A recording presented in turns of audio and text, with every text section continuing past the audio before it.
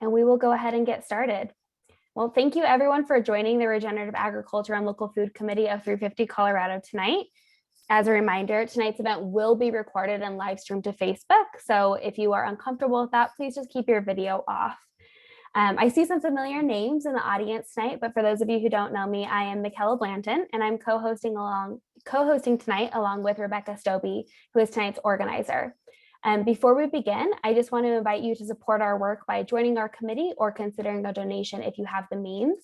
I'll go ahead and drop those links in the chat now. Tonight's discussion will focus on inclusion and the indigenous roots of agriculture and land-based movements.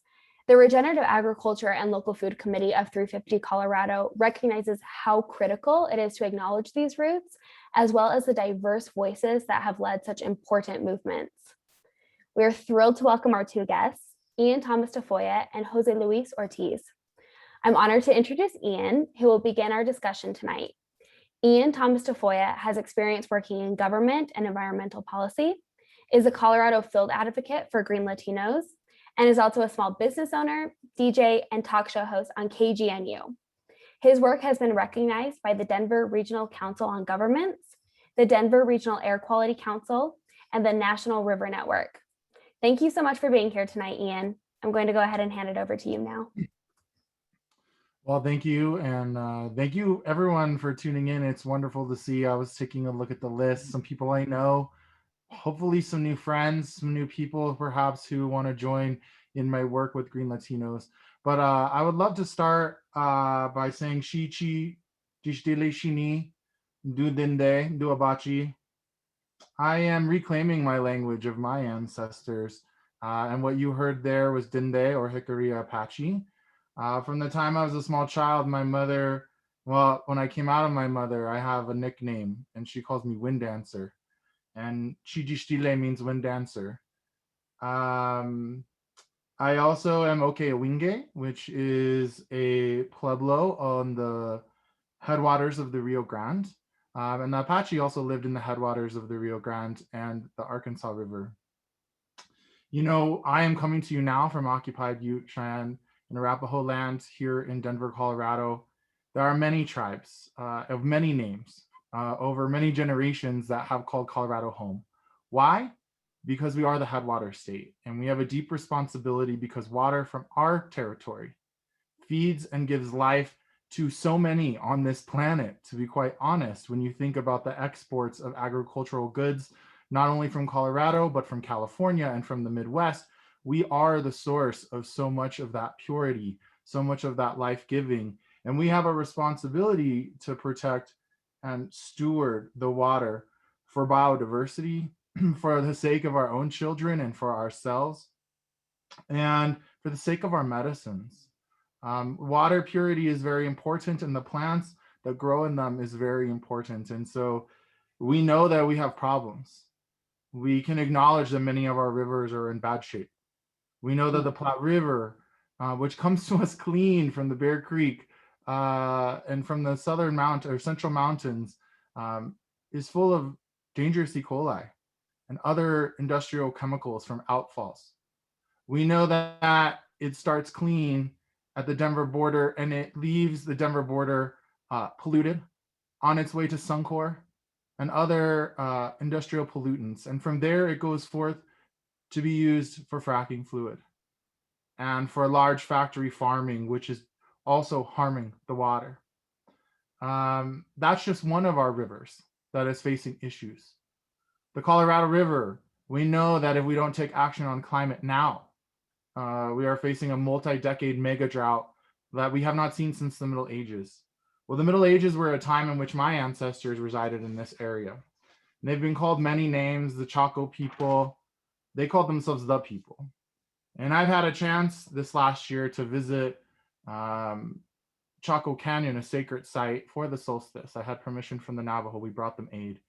And I just want to show a couple of the symbols because I think it's important for us all to see them. If you've not seen this Hamsa before, it exists in many cultures around the planet. And I hope that that really helps center for you the importance. But this here is about time and is about change and is about cycles and how there are moments and opportunity for us to engage in similar conversations but have different outcomes. So we know now that there is drought coming to us. My ancestors perhaps knew, perhaps did not, but we do know that they migrated. We know that people migrated for resources and they found ways to grow in harmony and protect the forests for a very long time and to grow enough food for themselves. Some moved around and some are more stationary. What I can tell you is they learned to work with the land. And I think you're going to hear a lot about regenerative agriculture, about learning how to work with the land that is available to you, and also recognizing the foods that are around you. I had a chance to work for the Native Plant Society. I am a horticultural therapist, and I've learned how to make many, many medicines, even learning them from indigenous peoples, but also learning them from the scientific westernized medicine of botanical pharmacology. We have an opportunity now to unite two forms of science. And people who don't understand that science is trial and error, and when you've been in one place for long enough, trial and error happened. And that is why we have understanding. And I want to be clear that COVID has drastically changed cultures, that we are in a race against time to save languages, to save medicines, to save practices. And so I invite everybody to learn, but be respectful, to not use and profit off of something that is meant for everyone, to not take more than you should, and realize that we were born into a world that abundantly cares for us, that what we call weeds are not. They are beings with spirits and medicines, and we listen hard enough and observe them, we can use them, and we help each other. This symbol here is another symbol from Chaco Canyon. Some might say it looks like a circuit. I like to think of it like tutting, but I can tell you their design in their buildings, they had air conditioning without electricity. The movement of wind between these buildings is a real thing. So we need to respect indigenous knowledge.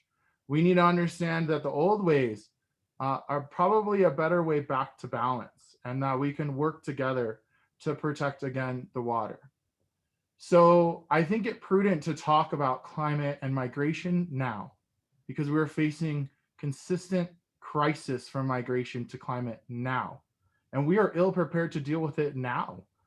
We can't handle the homeless that are in our communities now without the movements or the destabilization of other peoples. And so I challenge you to think about helping the homeless now, because it could be you migrating and moving. And we need to show that grace and deference to each other and recognize that the animals migrate and we are animals. We're a part of the system. And that's what my leaders and ancestors tell me. And I think just lastly, there are bills for farm worker rights now and regenerative soil practices now at the state capitol. Get involved, fight for those. It's a shame that we're still fighting for workers' rights for those on the front line that are feeding us, but we are. And my family were pickers in the fields who were poisoned by pesticides. And I think to really put this into context for you about years of broken promises that need to be rectified, we were the farmers who stewarded this land. Then we became the farm workers. Then we became the poisoned farm workers.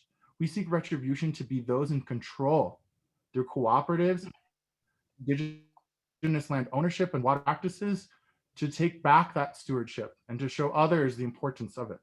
So I'm very grateful to be here with you today. And the last thing I want to say is to all the men that are listening.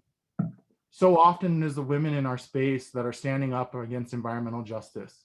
We must honor our children, our pregnant women, and our mothers and our elders. I'm asking you to step up now and speak louder. If this truly is a patriarchy, which we all seem to be able to understand, then we wield the most power to make the change immediately, and we have a responsibility to do that.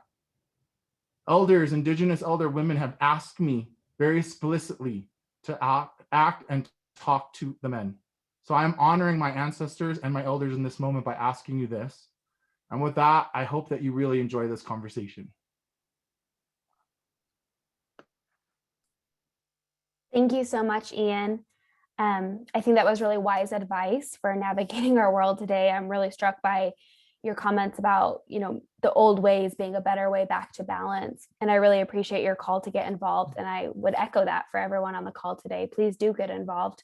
Thank you again so much for being here. I'm now going to turn it back over to Rebecca, who will introduce Joseluis. Hi, everyone. Thank you so much, Ian. I really appreciate everything you're bringing up today. And Michaela, thank you. We're going to turn over the floor to our guest speaker, Joseluis Ortiz. We're so honored to have him share and facilitate today. Joseluis is an Indigenous New Mexican from the Genizaro land grant village of Llano De La Yegua. And he's incredibly knowledgeable and very involved in many organizations. I'll let him cover all of those, the long list. He's involved in traditional farming, a lot of community-based organizations, and land-based movements that uphold equity and diversity. So welcome, Joseluis. Good evening, everybody. I am so honored to be here with you today.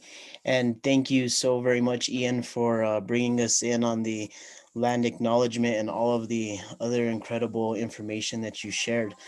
I really appreciate land acknowledgement pieces, and I want to encourage each and every one of you, if you are interested and curious on what that is, and even just to develop your own land acknowledgement, it's a great way to investigate the region of where you're at, to discover a little bit more about yourself, and to take nature's example of being as diverse and biodiverse as possible.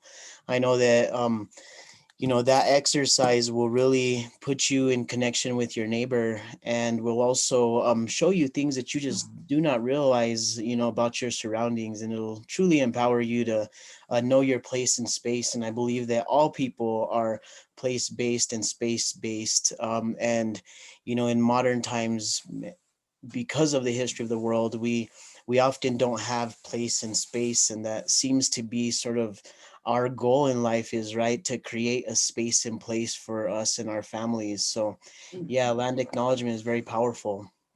So with that, I'm calling in today, talking to you all virtually from my great-great-great-grandmother's home. This home is made of adobe. It's over 200 years old, and it sits on the site of that my family has been cultivating since time immemorial. My family, going back to the early 1800s, were granted this specific parcel of land because we were what was left of the families of the original traditional Pueblo village that was in this community. We sit in a very interesting region of the state of New Mexico, where what would be considered the buffer zone during the Spanish conquest. It was the area in between the Spanish colonies, or the Spanish villas, and what they would call the marauding Indians. And what they did in this region was they placed us here as an early warning system, and we were the slaves of the Spanish conquest. A lot of people think slavery only existed in the South, or in the East, but it actually was very prominent throughout all of Mexico and all of New Mexico, up until Mexican independence. And those slaves were in the caste system were called Genizaros. Those are my ancestors. In part, the other part of my ancestors are Pueblo, and then I also have a small bit of my genetics as Spanish. Interestingly enough, New Mexico recognizes my community as an indigenous tribe, but federally we're not recognized as that. And what that does is just, it creates a division between us and federally recognized tribes, so-called First Nations. And it creates this dynamic, or this barrier for us to unify. It's like spraying pesticide on an organic garden, and dismantling biodiversity and the power of biodiversity. So yeah, I just wanted to share with you a little bit about that. My culture here in northern New Mexico, we're land-based and water-based. We have 400-year-old systems of irrigation that are rooted in community. They're considered the oldest form of democratic organizing outside of traditional pre-colonial indigenous self-governance. We have whole systems of culture centered and rooted around natural resource that is water, and sharing water in an area where, under natural circumstances, survival would be very difficult because of this arid region. We have rites of passage and ceremonies and traditions around bringing and delivering the water from the high country to the lowland valleys. We have an annual acequia limpia, which is a cleansing of the waterway. We actually, as a community, go through and clean all of the willow that is grown and clear out all of the silt. And then we prepare for the water to come through as we honor it in a blessing. When I was young, I would see hundreds of community members lined up to participate in the annual limpia. A lot of times landowners, instead of paying dues, they would send a family member in their place to clean their portion of the ditch, but everybody would get together and clean the whole entire acequia together. And that is a rite of passage initiation ceremony that just in the last 10 years, and well, in the last 50 years, but more so in the last 10 years, is beginning to be lost. And it really is being erased. Nowadays, crews are being hired to do this work for us, and that is a sign of culture loss in this region and land loss. The region of this community that I call San Antonio del Rio Embudo is called modern day. It's called Dixon. It was named after the first post office, the first postmaster. So it was his last name, and my community inherited his last name as the name of my community under the American paradigm. And, you know, it's just interesting how through that process, we can lose our entire namesake. And the diversity of understanding of place and space. But with that, you know, I also wanted to, you know, just bring that to light to share that, you know, this technology that is hydraulic technology, more than 400 years old, is still in existence today. It's still in practice today. This is not just bringing water to the ditch, it's bringing millions upon millions of gallons of water from the high country and delivering it to thousands of communities in the lower valley. And we're connected to each community through our acequia systems, through the value and virtue of sharing water. And in times of scarcity, it forces us to come to the table and talk and to share water and do what we call the repartimiento, which is an agreement to participate in the sharing of water. Systems of community don't exist today as much as they did in the past. And I really believe that's why our communities are really struggling to find place and space, and also to survive, and you know, losing that identity of being forced to engage in community, you know, has put us at odds with each other and has destroyed the potential of biodiversity.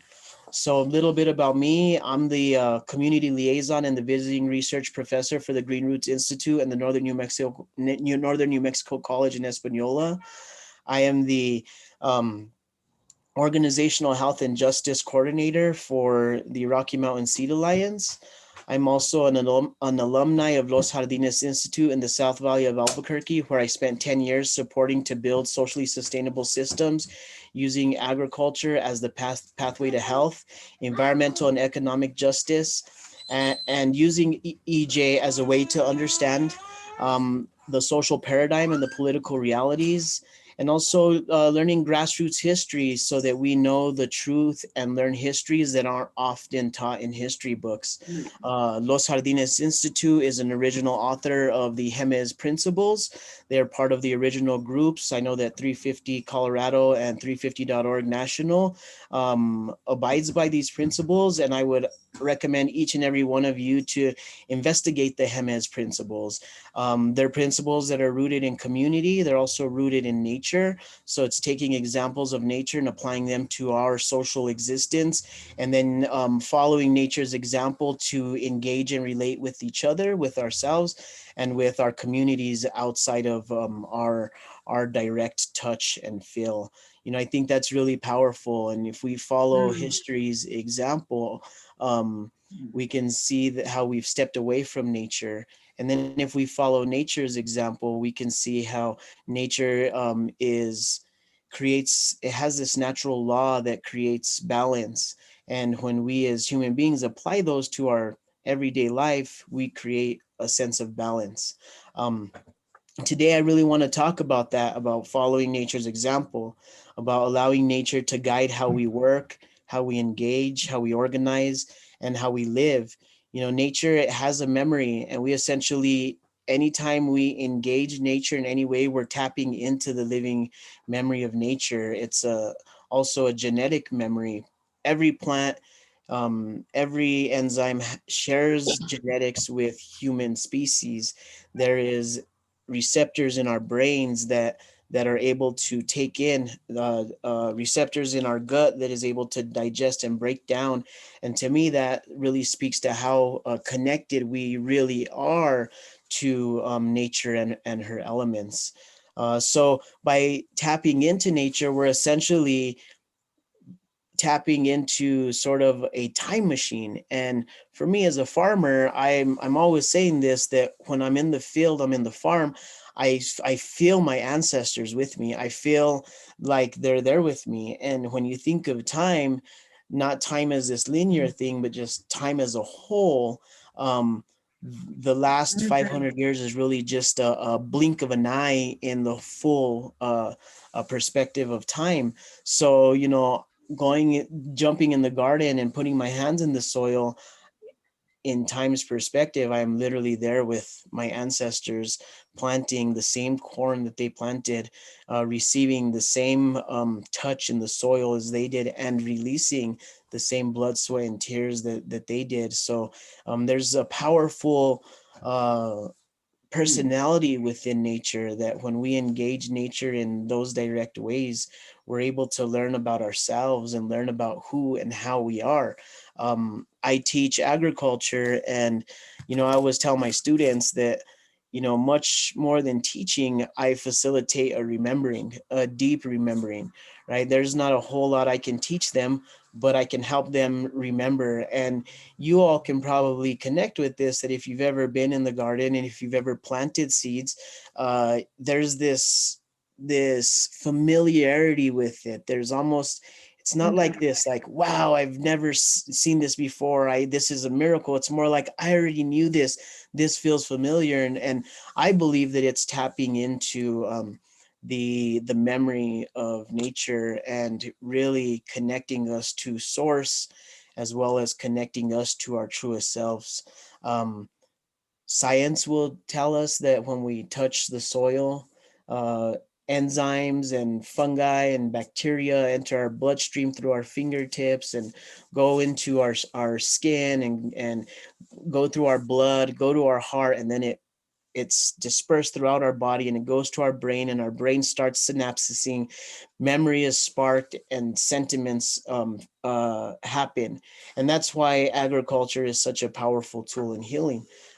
When I left my hometown, because even though we're land-based and we're rich in culture, we're very financially poor and also struggling in real life culture loss. So it's this paradox that happens where people here, despite having so much beauty and culture, are just in a hurry to leave. Because if you don't leave this small town, then you'll end up struggling with alcohol, drugs, violence, and all the things that plague small town America or rural America. It's one of the symptoms of capitalism. And when I left to escape drugs, and I moved to Albuquerque, and I fell into drugs. And it was through Los Jardines Institute that I was actually able to heal from that and overcome, you know, my addiction through the land, through touching the soil. And I remember every day I was, you know, homeless, and this was about 12 years ago. I would go into the garden and I didn't have money, and the garden was what was feeding me. And after, you know, about 3 months of doing that, I looked at myself in the mirror and I saw just beauty. I saw that I had let go of so much dead weight. I had my body was toned. I looked upon myself in my truth, and that's again the power that nature and the farm has to help us heal. That's what they did at Los Jardines, was helping people connect with space and place through agriculture as a form or as a pathway to health.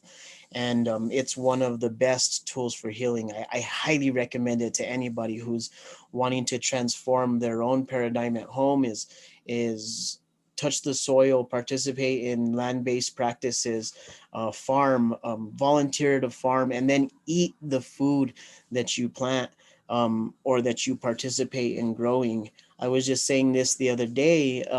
When you plant a seed, it's like a prayer. And then, you kind of worry and you stress out. Did I do it right? No, I didn't do it right. And then it grows and it comes out, it germinates, and it's like an answered prayer, immediate gratification. And then you start to worry, well, can I get it to grow even bigger? Or am I gonna, water it right?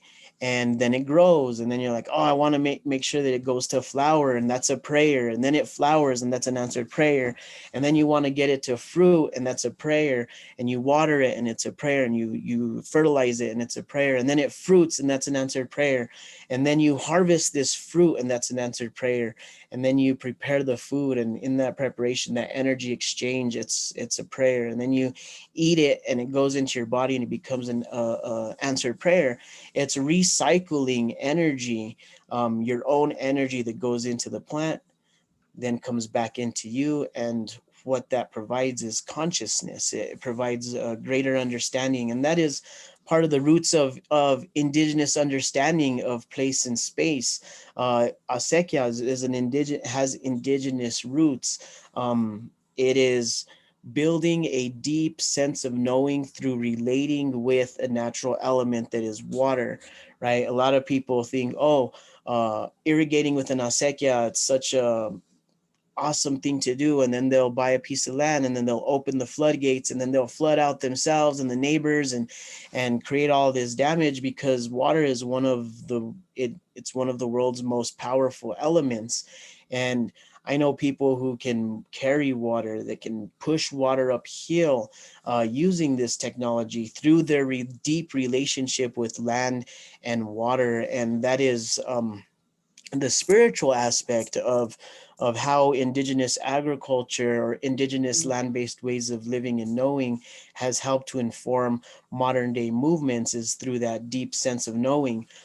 I've always found it kind of interesting when I, as this small town northern New Mexican, start to become exposed to movements out there like permaculture and biodynamics and regenerative agriculture and even the environmental movement. I started to look at these organizations and go online, and then I looked at their boards and their leadership, and I realized that it was very sterile. There was not a lot of indigenous or people of color on the leadership or on the staff or on the board.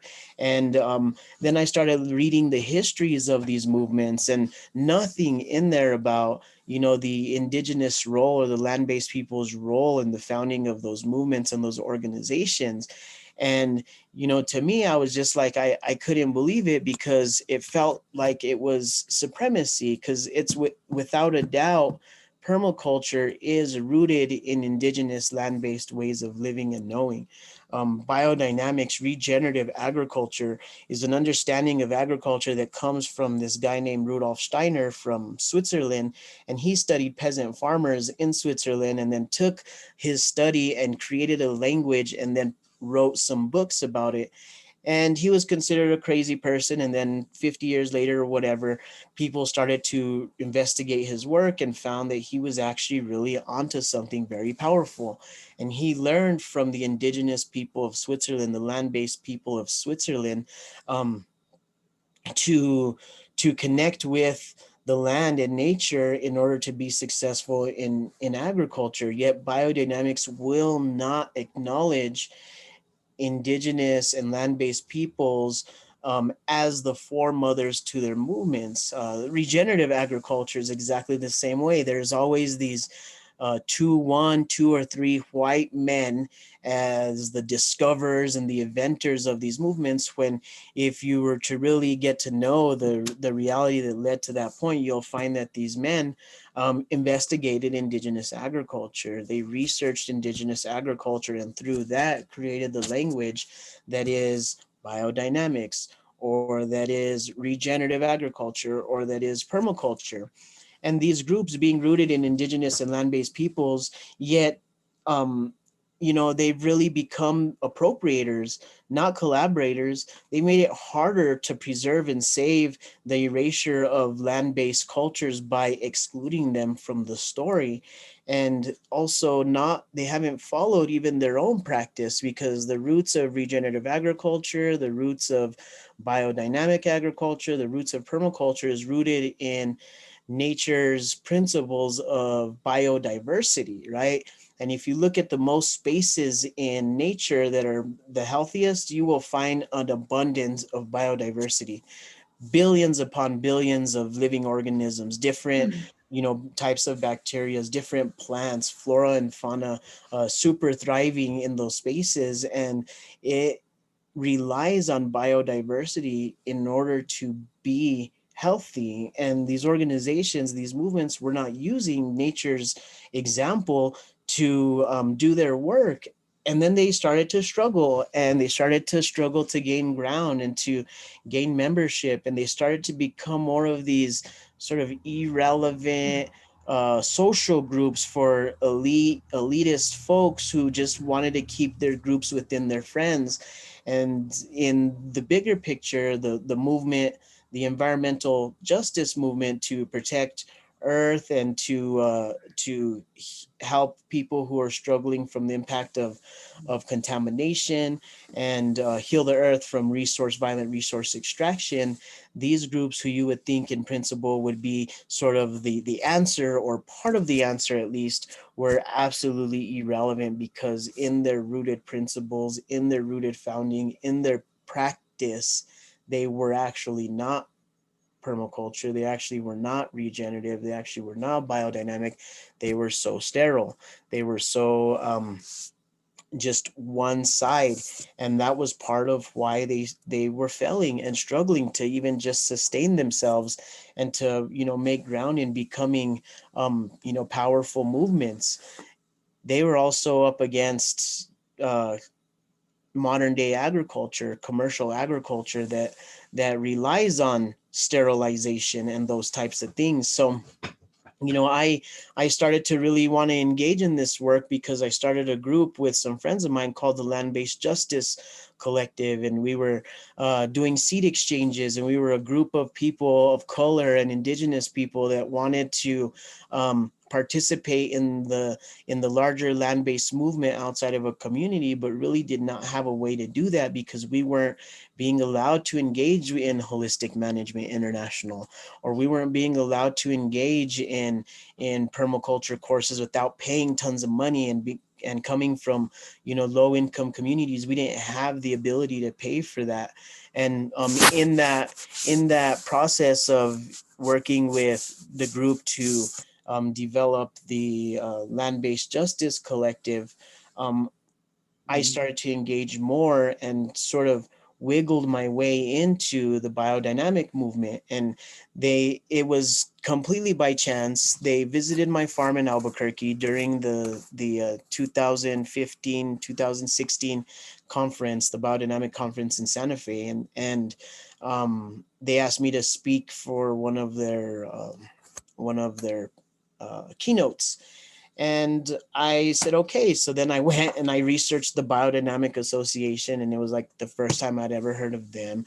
And I saw that they were lacking in their story of, being inclusive to Native and Indigenous history, and the roles that they played in creating the healthy soil biome that has allowed us to exist here, to thrive here for the last 500 years. So my goal was, I'm going to talk about the biodynamic movement's inherent responsibility to honor Indigenous and land-based peoples as foremothers to the movement. So I did it, and I got on stage and I talked about my people, and I talked about Native communities, and I said exactly that. It is the biodynamic movement's moral responsibility to honor land-based people as the foremothers to this movement.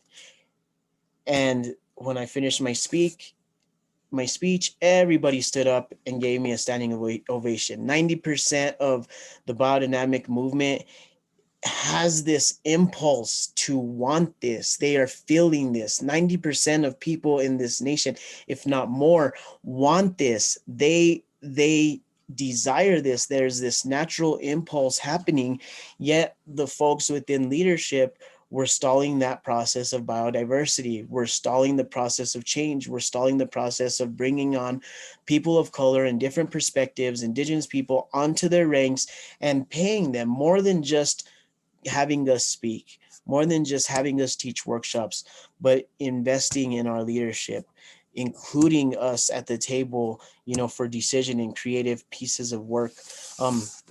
And shortly after that, the Biodynamic Association asked me to become a part of the board. And that was a journey that was like, okay, well, I'm not going to be a token and I'm not going to just be complacent. If I'm going to come on the board, then you got to commit to social justice. All that aside, one thing that I really learned is that when you look at the grassroots, regardless of what community, we are just dying for biodiversity. We are dying for the pathway to get there, the mechanism in which to be biodiverse, not even in our own lives, but in the spaces and places that we engage.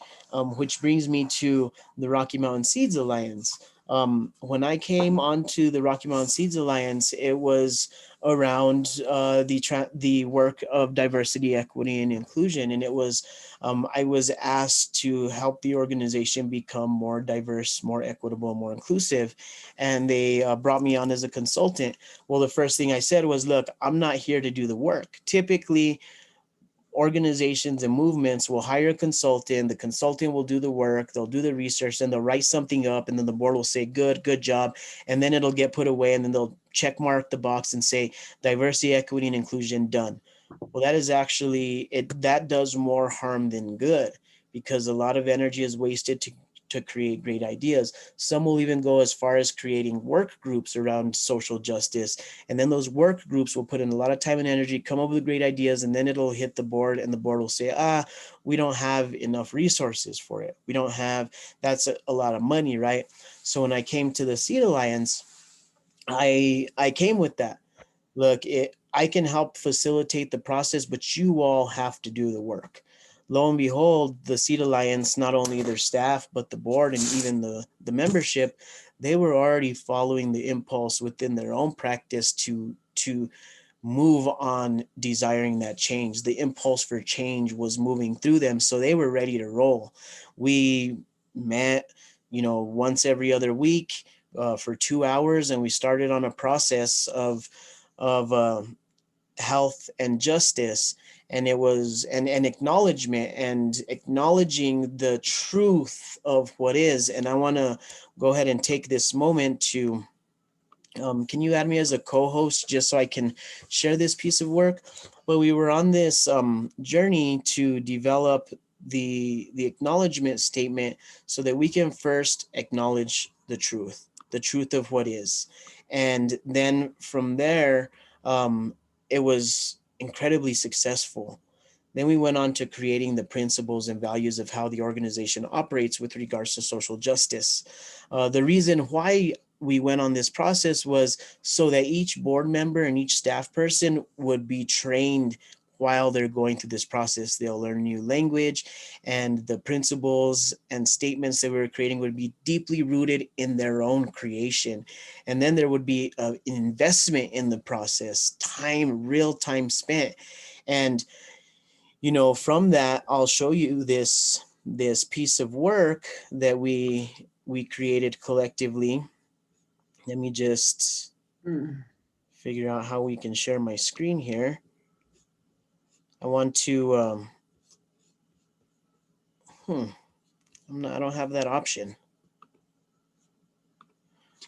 Should be at the bottom in green. Oh yeah, there we go. Yeah. Yep, I see it. So what you're gonna see here is, and I have some folks on with us from the Rocky Mountain Seed Alliance, but this is our Rocky Mountain Seed Alliance Organizational Health and Justice Statement. And I want to read it to you all, and also, so you guys could see it. the power of collectively working together using natural law, actually doing the work, engaging wholeheartedly, facing the truth, working to change the health of the soil, in this case, the organizational environment. It was the soil that we were cultivating. So as a seed saving organization, we honor land-based peoples, peoples of color, First Nations tribes, and indigenous cultures for their multi-generational knowledge and investments in the practice of seed saving. We recognize their historical role in seed preservation and cultivation of land, water, seeds, and continued land-based ways of living and knowing. We benefit from this legacy and acknowledge their fundamental role in the seeds we steward. That's a powerful opening statement. This came from a process of first we developed, then we created a draft, and then we went to a second draft, and then we went to a third draft and a fourth draft, and then finally we created our final draft. So every single time the team was tasked with figuring out, is this right? What's missing? Kind of like when you work the soil, right? First you observe, and then you do a soil test, and then you figure out what's missing, and then you plant cover crop, and you apply back certain nutrients. Maybe you add some compost or some fish emulsion to give life food source to the soil. That was this is what was actually happening in human practice along with the organization. So we acknowledge the following historical truths and the contemporary impacts settler colonialism, slavery, capitalism, and white supremacy have had on indigenous communities, land-based people, and peoples of color, including loss of food and seed traditions through the displacement and forced relocation of tribes and communities from their homelands, diminished abilities and opportunities to thrive, survive, and exist by violent erasing culture, language, and land connection through genocide, land theft, forced assimilation, miseducation, and through the intentional eradication of native knowledge and species of flora and fauna. Diminished health and well-being by contaminating the spaces and places where indigenous, land-based, and peoples of color live, work, play, pray, and learn. This has been done through the extraction of natural resources and the transportation and storage of dangerous chemicals that pollute land, water, air, and bodies. We acknowledge white supremacy, settler colonialism, slavery, and capitalism have shaped the world we live in, and that we benefit from white privilege. We acknowledge our ethical duty and responsibility to dismantle these systems and practices. We are committed to integrating principles, values, and policies that are rooted in justice, diversity, equity, and inclusion into every aspect of our organization's culture, programs, mission, vision, and fundraising efforts. Native seed keepers, land-based farmers, and other peoples of color have called on Rocky Mountain Seed Alliance to be more diverse, equitable, and inclusive. We acknowledge that we have failed to be inclusive of indigenous and land-based communities of color in creating and offering opportunities for engagement on the leadership, staff, and membership levels. Rocky Mountain Seed Alliance wants to be of service and reflective of the diverse community represented in its powerful movement to protect, cultivate, share, and preserve the biodiversity of seeds. We commit to creating pathways in our organization for indigenous, land-based, and peoples of color to participate, make decisions, and lead in ways reflective of the values and principles held within their respective cultures and communities. Moving forward, we take action that leads to increased solidarity and trust between indigenous, land-based peoples, peoples of color, non-native peoples, and other marginalized communities. This work is important for the survival of all beings. So with that, really powerful statement here, right? And what it touches on, it really is bold in that it doesn't attempt to lessen the language or change the language of white supremacy, right? We were really challenging white fragility, how using the word white supremacy can make us curl into ourselves, right? And how using the word settler colonialism can make us, feel like we're guilty, right?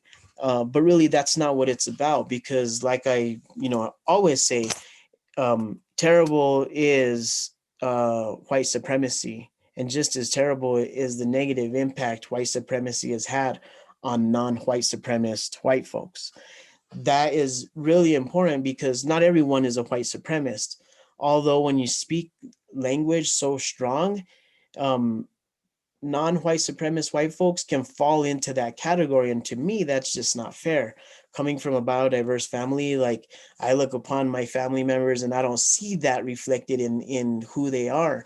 So how do we create principles and values and statements that one is bold in language, but also allows for people to connect to, incredible work like this? So I wanted to share with you that piece and update you all on the work with the Seed Alliance and in how just incredible and forward moving the work has been. The entire board and staff, they're just on board. And at one point in our process, diversity, equity, and inclusion, social justice became a part of them. It was through this journey of putting in actual sweat equity, time, and energy into the process, learning the language, that it became a part of them. And that's what I want to recommend to you all is as you engage in these movements, use nature's law, nature's principles, and nature's values to guide you in those spaces and use that to hold leadership accountable to becoming more biodiverse. The more diverse we have, the more diverse perspectives we have in our leadership, in our staff, in our membership, the more capable we are at accomplishing the goals that we are set to accomplish, at fulfilling the mission and visions that we set forth, not only for ourselves, but for our organizations. And with that, that is just following nature's example. We have that in our backyard. We have that with our neighbors. So that's what I wanted to share with you tonight. This is a topic that we can probably go on forever, but I want to give time for some feedback, some questions, and also I wanted to ask the group if you don't have any specific questions, maybe if you could share an example of how you apply principles and values like the HEMIS principles to your everyday life. How are you working to diversify your own existence at home? And thank you so much for this time, everyone.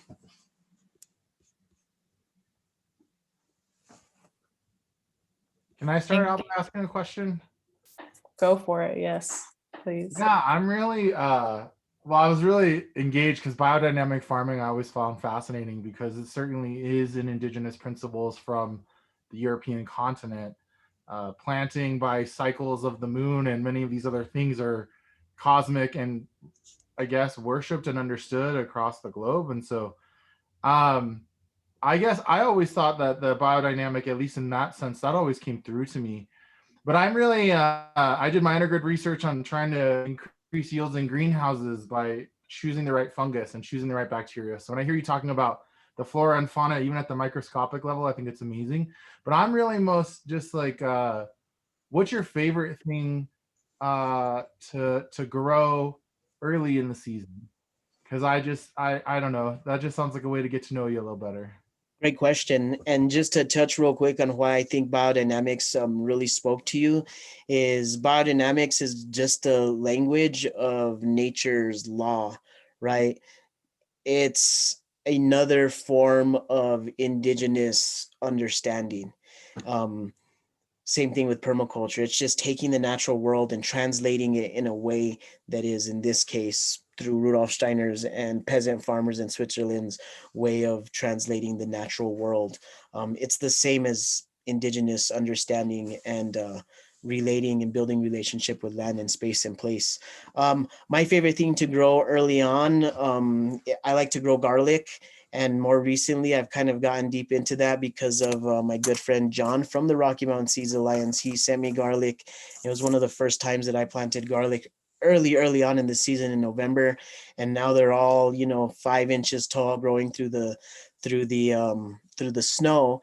And I also really appreciate growing turnips. And turnips are a cold hardy crop. They'll grow in the middle of winter. I plant on Christmas and I plant on Thanksgiving Day. And the Thanksgiving Day plants that I plant are usually being harvested in January in my hoop house tunnels. And then the turnips that I plant in Christmas, they're usually starting to be harvested mid to late March. Awesome. I also forgot something from my acknowledgement, but I just want to acknowledge those that are fighting line 3 right now, who are out on the line and who are putting themselves on the line. I know that there are other places to name. There's far too many to name, but I had that in my notes and I wanted to come back to it. Yeah, thank you so much for that, Ian. Do we have any other questions, comments, expressions? I would love to open it up to everybody. I saw a question from earlier. Actually, Justin just posted it again. It might be a good one. Justin, if you want to go for it, or I can read it out if you don't want to voice it. Oh yeah, that's fine. I'm just in the dark here, but yeah, thank you. That was so incredibly informative and interesting and necessary. But I'm a kindergarten teacher, outdoor kindergarten teacher, and I'm always trying to find new ways to update our system of education and thinking around these issues. And there's just not a lot of resources out there to speak to young students about these things, or at least integrated into the way I teach. So I just wondered if you have any thoughts about how to kind of get them while they're young and bring people up thinking this way, and not not having to re-educate or unlearn a lot of these cultural structures. Fine. Thank you so much for that, Justin. One of my greatest tools of engaging young people is the garden, and is doing it. With children who are very, very young, the simple bean germination test always just explodes their curiosity. And also doing a microgreen sprouting process is really powerful for them too, because they see it. Thank you for that question. Well, thank you. I appreciate that.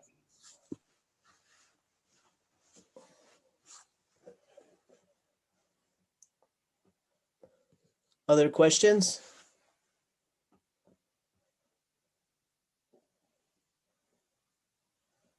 I saw one from earlier that I can also read out, which I thought was a pretty good one.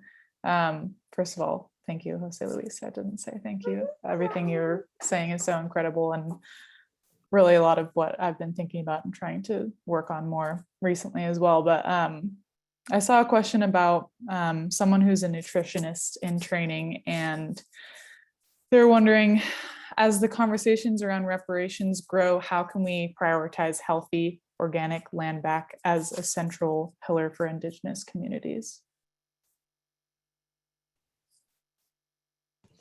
I'm sorry, I didn't get that last piece regarding land back. It was, as conversations around reparations grow, how can we prioritize healthy, organic land back movements, probably as a central pillar for Indigenous communities? That is a great question. And I'll tell you this, engaging with the land back movement, that's a difficult piece of work, right? Because how do you justify displacing third or fourth or even fifth generations of people on land to return land to First Nations people? And then also raises the question, non-First Nations, Indigenous people. So I think that, rooting principles and values like the HEMIS principles, I think that if the land back movement was to also engage on those principles, they would find themselves in a place that not only expands a little bit more on the understanding of, land and who does it belong to, but also Indigenous practice recognizes all people, all five-finger beings, as stewards of the land, right? So I think that the land back movement more is a return to stewarding the land more than it is a return of ownership to the land, because land ownership is a patriarchal Euro male construct. It's not an indigenous construct. So land ownership, really, it's the land governs us as opposed to we own or govern the land. But I think for all of us, like that acknowledgement piece is really important. We need to first be able to acknowledge the truth. The history of the United States, the truth of white supremacy, settler colonialism, violent resource extraction, cultural erasure, dominant paradigm. Once we can acknowledge that, then we as a society, we as individuals can really work at dismantling those systems so that we can start to look at land back, so that when lands become available, they're created as spaces that support the principles of land back. So that's my thought on that. And thank you for bringing that up. That's really important. Yeah, absolutely. Well, we're running out of time, but maybe we can fit in one more question. Now, of course, we're getting multiple. This is obviously such a huge conversation that we've just scratched the surface on, but someone was wondering where to look and how to learn Indigenous names for places, which is kind of similar to a question I was thinking of. What would you recommend for people to just the first steps to start learning about Indigenous history and places where they actually live? My recommendation on that is to engage local elders. And there's many ways you can do that. If you're at the store and you see a local elder, encourage conversation, reach out to them, and then start asking those questions. It really is a process of study, and it's a process of time.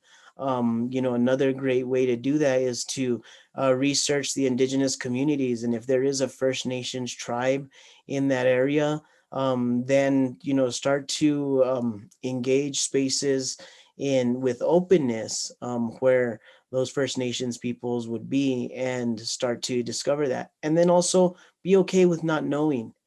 Sometimes we're not ready for that, and that's a very powerful thing, right? Because I think that as Americans, we're inbred in us is this sense of entitlement, and we must know, or we must have access, right? Sometimes it's okay. Seeds is a good example, right? The story of seeds. We want to know the story of seeds, or we want to have certain seeds. We need to be okay with also not knowing and not having in this current time. And perhaps nature's way of not providing us with that is that there's a greater lesson to be learned. And we're not ready for that. So just being open to not knowing is a really important part too. And then finally on that, there's your First Nations traditional namesake, and then there's the Spanish namesake, and then there's the English namesake. I've found in the past that Spanish namesakes are more closely related to the Indigenous namesake, and that's because of the point in time, right, between 1600 and 1800. Those communities that spoke Spanish, many of them, especially like in northern New Mexico or New Mexico as a whole, along the borderlands, were detribalized, displaced Indigenous people that spoke Spanish, and they would often learn the Spanish namesake for a region. And you'll often find many of the Indigenous names for places are related to the landscape or the landmark of that place. And yeah, there's that. And then I just wanted to touch really quickly in Acequia culture. One of the ways we remove willows in a biodynamic way, which a lot of times biodynamics will have difficulty acknowledging acequia agriculture as a form of biodynamics, even though it's very clear, right? People will say biodynamics is using preparations and stirring water. And really what preparations and stirring water does is it enlivens the water to be powerful and molecularly charged to support biome and biodiverse growth in the soil or in the areas that water touches. Well, acequias, never lose its molecular structure. It comes directly from the snow, then it falls into a canyon, and then it flows down a creek, and then it rolls down rocks into a river, and then that river swirls and rolls down rocks and comes down the canyon, crashing walls down into the valley, into the acequia, and then it's dispersed out into the field. By the time it's done that, it has charged itself not only molecularly, but chemically, with minerals, silt, fertilizer. So by the time it hits the garden, it is already prepped and ready to go. But with regards to the willows, we were just doing that the other day. We pulled out a bunch of willows and we decided to do what we've always done, which is pile those next to the border of the ditch, and that becomes a part of the ditch. Some people will mulch it down and use that in their compost.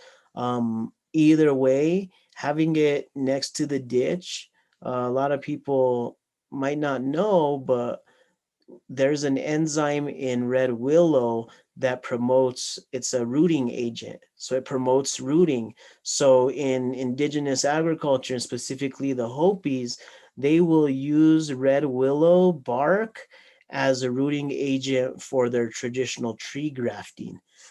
So yeah, when you lay that next to the acequia, and then the acequia flows, and over time that those minerals and elements of the red willow then are absorbed into the ditch and then dispersed into the field, and through that provides a greater chance, a stronger opportunity for plants and seeds to thrive.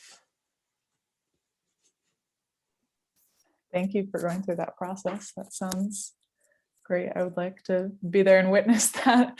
Well, thank you everyone so much. Thank you, Joseluis. Thank you, Ean. We're out of time right now, but we have recorded this and we will send out the video to you all, and so other people who weren't here can see it. But I really appreciate this. Yeah, if that's okay. Reach out to the Rocky Mountain Seed Alliance. We're teaching so much about seeds and engaging folks. We're taking on the wheat issue, right? Where now the dominant wheat in the breads that we eat it's been bred out of its genetic diversity, and we're bringing that back and really committing to that. But not only that, we're teaching teachers how to teach seed saving. We're teaching beginners how to save seed, and engaging in any of our seed schools is a great way to push your skills to the next level. And then, look up organizations like Los Jardines Institute and support them. These are groups that are volunteer based, that are engaging communities and providing healthy pathways for folks to survive and to exist in a healthy way. And finally, I'm going to leave you all with this, which is a piece of advice that my elder mentor, Richard Moore, who is one of the forefathers of all the forefathers and foremothers of the environmental justice movement. Never forget where you came from.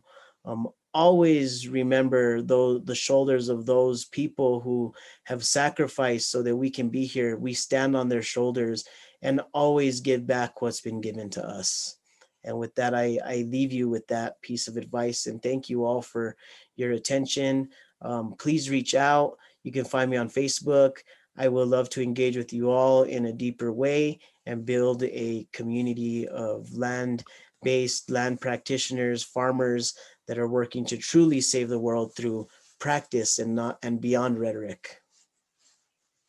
Thank you so much, Joseluis. If you have a moment, if you want to drop your email in the chat, it might be helpful for people to get in contact with you. And then I also dropped my email, so if anyone wants to be connected to you, they can always reach you through me as well. Thank you so much for your time tonight. And to Ean, I think we lost Ean as well, but I just want to put out into the universe how much we appreciated having him here tonight as well. Thank you. We'll go ahead and stay on for a minute so people can grab information from the chat before we close up here. Have a great night, everyone.